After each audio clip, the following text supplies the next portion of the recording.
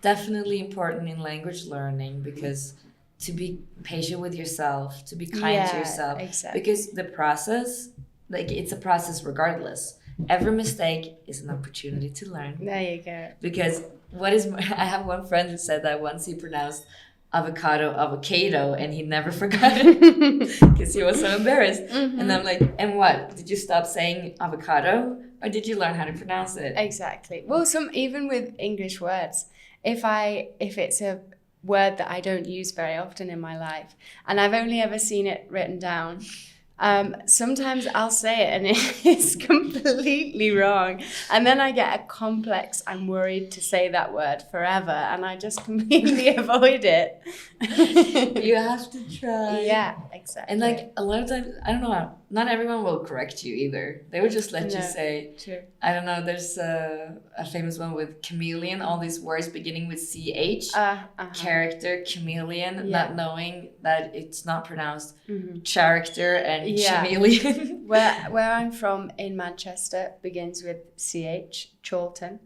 And we have an airport close by, so when anybody arrives into Manchester, they usually come through Chorlton, and hearing everybody try and pronounce it, everybody, Chorlton? yeah, Chorlton. I think it's a difficult word because you're seeing it written on signs and things, and everybody's always looking at it, saying I enjoy listening to the things they make up. Yeah, but it's always, you can always understand what somebody's saying, and there you go. That's the most important part. Is to understand, to communicate, and from there it's just gonna get better. I think so. Yeah, okay. So tips on speaking like a native. Speaking like a native. I have to say, I've gotten a lot of comments on my accent. Can you tell where I'm from based on my accent? When I first met you, I think I thought you were American. A lot of people think, and I'm not saying like I have an American perfect accent. No. It sometimes things slip around and pronunciation is hard sometimes, but I do get a lot of compliments on my accent, not being like you can't tell that it's Norwegian. No, I wouldn't know you were Norwegian. No way. So I think that really like listening and repeating for pronunciation. Yeah. And one thing that I like that we teach in our courses, even though sometimes the pronunciation is difficult to grasp, we do teach like where the pressure goes. Yeah. And I really emphasize that. And I'm just like, it's complicated. It's not complicated. Yeah. How would you say? It's complicated. Complicated. So that's one thing. England English is maybe a bit flatter. I don't know. No, I think you do add pressure. Complicated. Yes, you do. And so that's one thing, like, awareness is key. Yeah. So becoming aware of how things are pronounced and differently and practicing that. Especially how things are pronounced in your native language might make you say particular words in English. Yes. There's one sound that I notice I like teaching Mexicans right now. It's that the J sound. Yeah. My job. Yeah. When it's job. But with English, we're aggressive about the J sound. Yeah. My job. Yeah. The letter J general is pronounced differently, like they have the Yeah. So that's something to realize, that even if it's written one way, to look at pronunciation apart from that. Like if you imagine that there's a D in front of that J. Job, yeah. It's like a aggressive DJ. Job. I think a big thing that I've noticed, not even just in Mexico, everywhere when people are trying to learn English or learning English, is ED endings. This is a big one. I'm on it. Yes, we're talking past tense. Talked, danced. Yeah, and to be honest, the way we say everything's spelt the same, but we have different. It's really unfair that we do that. I don't know why we've done it. English. We're just making it complicated for no reason.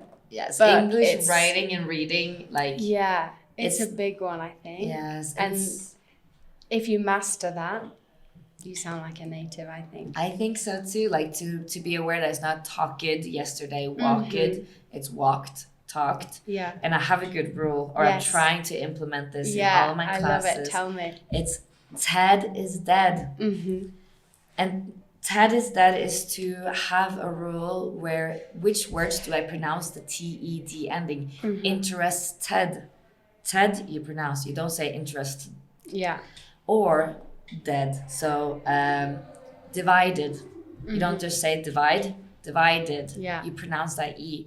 And if it's not Ted or dead, you pronounce it simply as without that E that is there, simply as a D or even a T sound can work. So it's not talked, it's talked, because there's no Ted or no dead. Interested, motivated, right? Yeah, I love it. Yeah. And this rule as well, because it's my native language. I do it naturally without knowing why I'm doing it. And this was the most comprehensive rule I could find, because when I was trying to explain it on my own, I was like, I don't know why I say this word and this word completely differently. Exactly. But yeah, Ted is dead. Ted is dead. Pronounce Ted and dead, and you're good. Everything else, you forget about that E. Yeah. It's just there for writing purposes, because you can't put two consonants after each other. You can't put... I see. There you go. This is this is how I learned it in Norway. Yeah. And then, so implementing that, I think, is a great one. And also noticing the difference in pronouncing like soft T's, matter, not matcha. Yeah. Like you, it depends on the Matter. accent. Matter. Yeah. Matter. Thank you very much. Yes.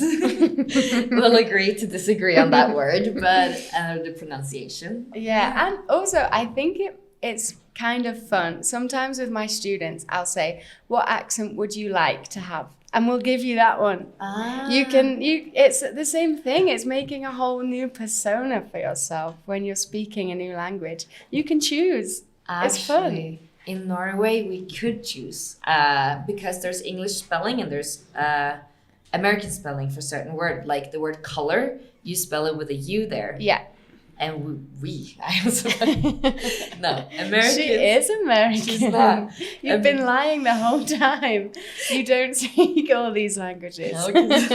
Because in American writing, you write it without that U. It's color, straight like it is. And in Norway, you have to pick one. If you pick American writing and pronunciation, you need to stick to that in your entire paper. You can't be switching between But you can choose. You can choose. Like I would favorite. have assumed it would be all England English, British English. In Germany, they learn British English. In Spain, they learn British English. But in Norway, because we're so influenced by both sides, I don't know why actually. That's nice. Yeah. And do they teach you different accents, or that's up to you? That was all up to me. Yeah. I had English teachers with a very harsh Norwegian accent. Yeah. So much that it frustrated me, and then I was like, no, I'll do better. Yeah, and I think of people who are teaching English as it's their second language, like you, for example, amazing teachers.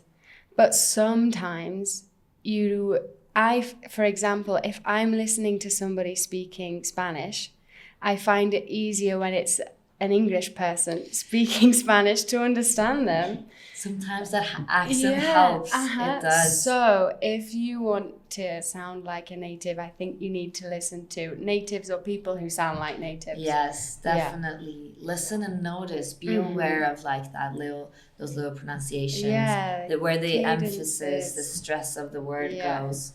Yeah. And it's a process. 100%. Yes, exposure.